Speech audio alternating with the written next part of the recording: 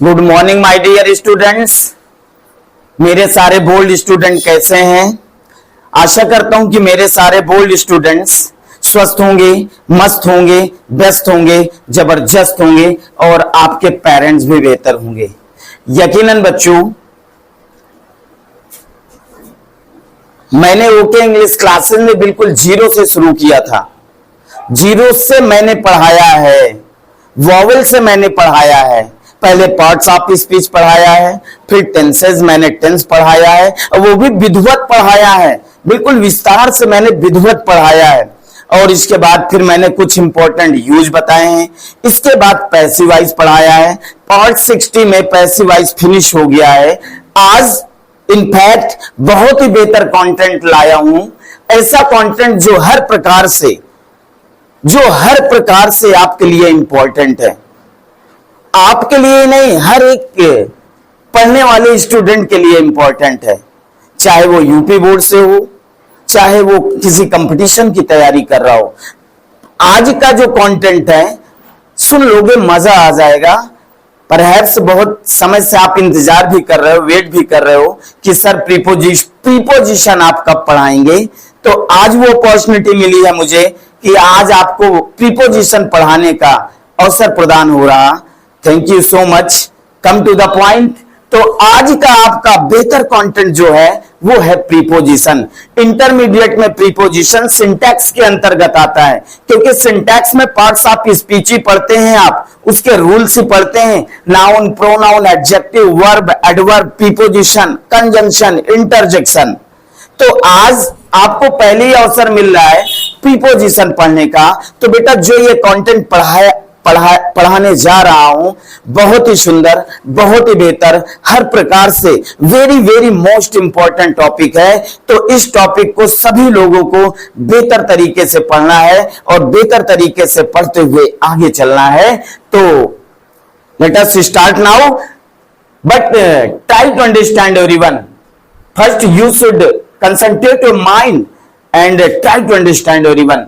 आज का जो कंटेंट है, आज है प्रीपोजिशन। और बेटा प्रीपोजिशन यूपी बोर्ड में तो आता ही आता है, इसके अलावा हर एक कंपटीशन में प्रीपोजिशन आता है, चाहे वो इंडियन नेवी हो, इंडियन एयरफोर्स हो, यूपी टेट हो, सुपर टेट हो, एसएससी हो, बैंकिंग हो, रेलवे हो, यूपी टीजीटी हो या यूपी पीजीटी हो, सभी के लिए बेहतर कंटेंट है। तो आशा करता हूं कि मेरे सारे बोल्ड स्टूडेंट्स इस कंटेंट को बेहतर तरीके से समझेंगे और आगे चलेंगे। तो जब प्रीपोजिशन स्टार्ट करने जा रहे हैं तो इसका शाब्दिक जो अर्थ होता है वो जानना जरूरी कि भैया प्रीपोजिशन को क्या कहते हैं, हिंदी में क्या कहते हैं। तो प्रीपोजिशन को हिंदी में संबंध सूचक अव्यय कहते हैं। क्या कहते हैं? प्रीपोजिशन को हिंदी में या इसका शाब्दिक अर्थ क्या होता है? संबंध सूचक अव्यय होता है। क्या होता है बेटा? संबंध सूचक अव्यय। क्या मेरे सारे बोल्ड स्टूडेंट्स या जितने लोग भी पढ़ रहे हैं या पढ़ेंगे, क्या ये बात समझ में आ जाएगी कि प्रीपोजिशन का जो हिंदी शाब्दिक अर्थ होता है वो संबंध सूचक अव्यय होता है। अब प्रीपोजिशन बेटा पढ़ने जा रहे हैं। मैंने बताया little knowledge very dangerous thing, थोड़ी जानकारी बहुत खतरनाक होती है, इसलिए मैं सबसे पहले आपको बताऊंगा कि संबंध सूचक अव्यय किसे कहते हैं। प्रीपोजिशन पढ़ने जा रहे हैं तो हवा में नहीं पढ़ेंगे, सबसे पहले क्योंकि आप बिल्कुल गहराई से पढ़ रहे हैं, बिल्कुल विस्तार से पढ़ रहे हैं, तो आज आपको जानना है कि प्रीपोजिशन किसे कहते हैं। सबसे पहले आपने इसका शाब्दिक अर्थ जान लिया, संबंध सूचक अव्यय। अब बात आती है, हर एक स्टूडेंट के मन में आ रहा होगा ना अंशिका, आ रहा होगा ना आशिका बेटा, कि प्रीपोजिशन किसे कहते हैं या what is define of preposition. Preposition की परिभाषा क्या होती है? तो सबसे पहले आप ये जानिएगा, जो प्रीपोजिशन की परिभाषा है बहुत आसान है, बिल्कुल समझ में आ जाएगा। चलिए please try to understand everyone. Preposition किसे कहते हैं? देखिए, a preposition is a word which is used before a noun or pronoun to show how the person or thing stands in relation to something else। समझिएगा preposition किसे कहते हैं। Preposition वह शब्द है, preposition is a word, preposition वह शब्द है जो किसी नाउन या प्रोनाउन से पहले प्रयुक्त होकर, जो किसी नाउन या प्रोनाउन से पहले प्रयुक्त होकर या प्रयोग होकर अन्य किसी नाउन या प्रोनाउन से संबंध को बताता है, या अन्य किसी नाउन या प्रोनाउन के व्यक्ति या वस्तु का संबंध बताता है, उसे प्रीपोजिशन कहते हैं। ठीक है, फिर से समझिए, try to understand. A preposition, क्या सुन पा रहे हैं मेरे सारे बोल्ड स्टूडेंट, सुन पा रहे हैं ना? अ preposition is a word which is used before a noun और प्रोनाउन। यहां तक का देखिए, इसका अर्थ जानिए क्या हो रहा है कि प्रीपोजिशन वह शब्द है जो किसी नाउन या प्रोनाउन से पहले प्रयोग होकर, क्या होकर? पहले प्रयोग होकर, to show how the person और thing stands in relation to something else, अन्य किसी नाउन या प्रोनाउन से संबंध बताता है, प्रीपोजिशन कहलाता है। जैसे, क्या ये परिभाषा समझ में आ गई? क्या इसकी डिफाइन समझ में आ गई? आ गई, वेरी गुड। जैसे कहा गया माई रिंग, समझिएगा, एग्जाम्पल समझिएगा, my ring is made of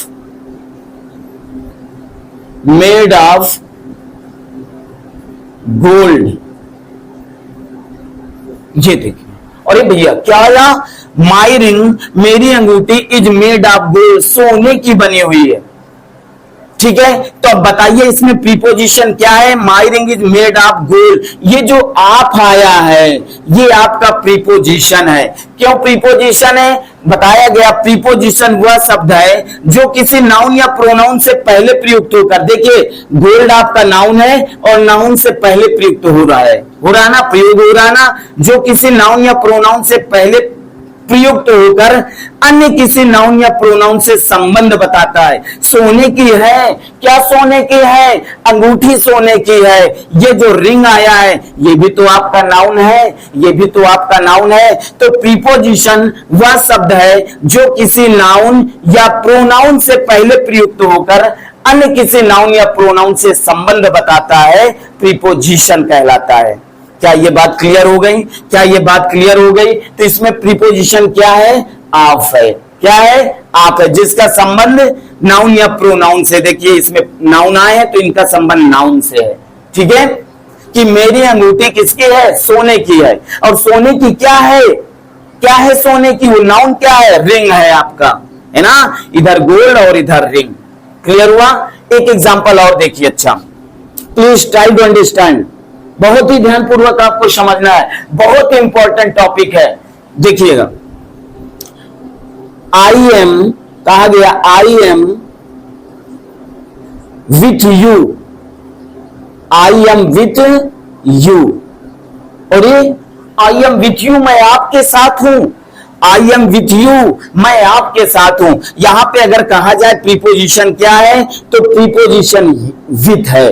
क्या है? प्रीपोजिशन विथ, जिसका संबंध नाउन या प्रोनाउन से है। देखिए, प्रीपोजिशन वह शब्द है जो किसी नाउन या प्रोनाउन से पहले प्रयोग होकर अन्य किसी नाउन या प्रोनाउन से संबंध बताता है, प्रीपोजिशन कहलाता है। क्या ये बात समझ में आ गई? वही संबंध सूचक अव्यय कहलाता है। क्या ये बात समझ में आ गई? क्या मेरे सारे बोल्ड स्टूडेंट्स इस बात को समझ गए?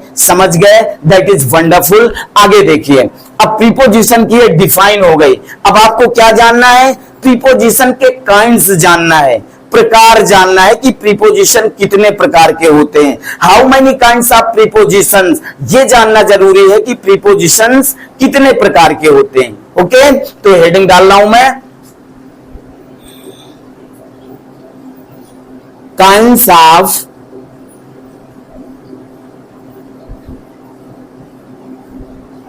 प्रीपोजिशंस, प्रीपोजिशंस,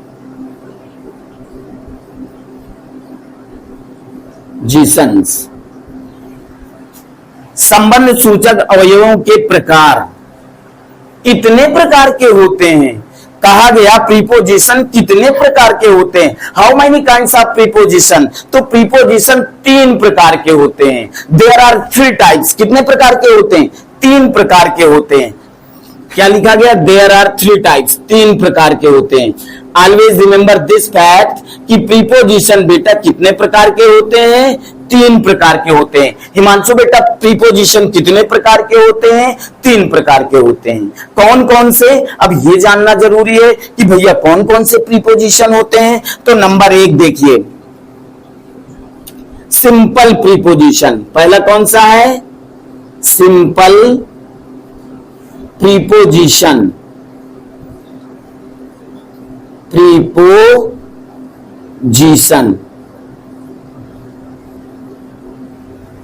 पहला कौन सा है बेटा, सिंपल प्रीपोजिशन। क्लियर हुआ। Number 2 compound preposition. कौन सा, कंपाउंड, COMPOUND मिलाकर पढ़िए, COM compound, compound preposition, compound preposition या जीसंस, कंपाउंड प्रीपोजिशन। ठीक है। नंबर 3 फ्रेज प्रीपोजिशन, फ्रेज या फ्राज, PHRASE, फ्रेज प्रीपोजिशन या प्रीपोजिशंस, प्रीपोजिशंस। Full stop. क्या ये बात समझ में आई। काइंड्स ऑफ प्रीपोजिशन, प्रीपोजिशन कितने प्रकार के होते हैं बेटा, 3 प्रकार के होते हैं। पहला कौन सा, सिंपल प्रीपोजिशन। कौन सा preposition, simple preposition. Number 2 compound preposition. कौन सा preposition, compound preposition. Number 3 phrase preposition. कौन सा, फ्रेज प्रीपोजिशन। क्या ये बात क्लियर हुई, क्या सबको समझ में आ गया। अब मुझे बताइए, एग्जैक्ट बताइए, अगर समझ में आया है तो ठीक है, नहीं तो जब तक मैं नहीं हटूंगा, जब तक मैं आपको पढ़ाता रहूंगा, जब तक आपको समझ में नहीं आ जाएगा। तो क्या ये बात समझ में आ गई। क्या प्रीपोजिशन की डिफाइन मालूम होगा। सबसे पहले प्रीपोजिशन का शाब्दिक अर्थ मालूम हो गया। क्या प्रीपोजिशन की डिफाइन मालूम हो गई, परिभाषा मालूम हो गई। क्या प्रीपोजिशन के प्रकार मालूम हो गए, प्रकार मालूम हो गए। Very good, very good. अब क्या करना है, देखिए एक बार फिर से समझ लीजिएगा। काइंड्स ऑफ प्रीपोजिशन, प्रीपोजिशन 3 प्रकार के होते हैं। और ये भैया कितने प्रकार के होते हैं, सीखा, 3 प्रकार के होते हैं। कौन कौन से। Number 1 simple preposition. मेरे साथ बोलेंगे सारे लोग, मेरे साथ बोलेंगे, अंजलि मेरे साथ बोलोगे। Simple preposition. कौन सा preposition, very good, simple preposition. Number 2 compound preposition. कौन सा, compound preposition, very good. Number 3 phrase preposition. कौन सा, फ्रेज प्रीपोजिशन या फ्राज प्रीपोजिशन। ये क्लियर हुआ। मेरे सारे लल्लों को समझ में आ गया, मेरी सारी बहादुर बिटियों लोगों को समझ में आ गया, very good. Please right now, इसे राइट करिए। अब इसके बाद क्या जानना है, अब आपको जानना है कि सिंपल प्रीपोजिशंस कौन कौन से होते हैं, कंपाउंड प्रीपोजिशन कौन कौन से होते हैं, फ्रेज प्रीपोजिशन कौन कौन से होते हैं। ठीक है। तो क्या इसी में मैं आगे आपको बता दूं, सिंपल प्रीपोजिशन में, क्योंकि आगे स्पेस है, स्पेस है। इतना पहले राइट करिए, सारे बच्चे राइट करेंगे बेहतर तरीके से। राइट करिए, वेरी गुड, राइट करिए।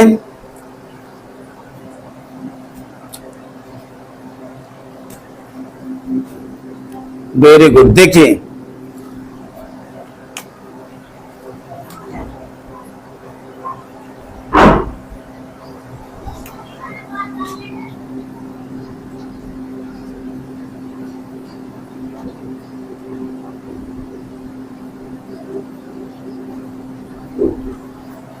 ठीक है। अब आप जान लीजिएगा, यू हैव रिटन, क्या आप लिख चुके हैं, नोट कर चुके हैं, वेरी गुड। समझिएगा, अब आपको देखना है कि सिंपल प्रीपोजिशन कौन कौन से होते हैं।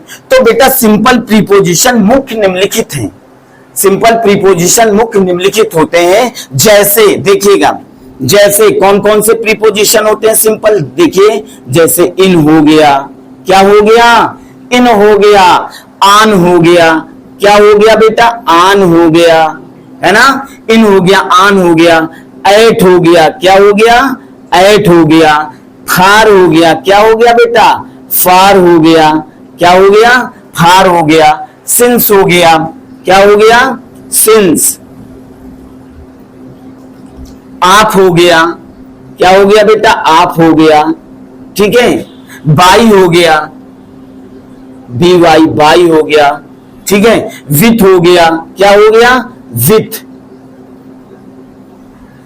इन हो गया, आन हो गया, एट हो गया, फार हो गया, सिंस हो गया, आप हो गया, बाई हो गया, विथ हो गया, और क्या हो जाएगा, और क्या हो जाएगा, टिल हो जाएगा, T I double L, till हो जाएगा, कामा टू हो जाएगा, क्या हो जाएगा, टू हो जाएगा, ईटीसी इत्यादि,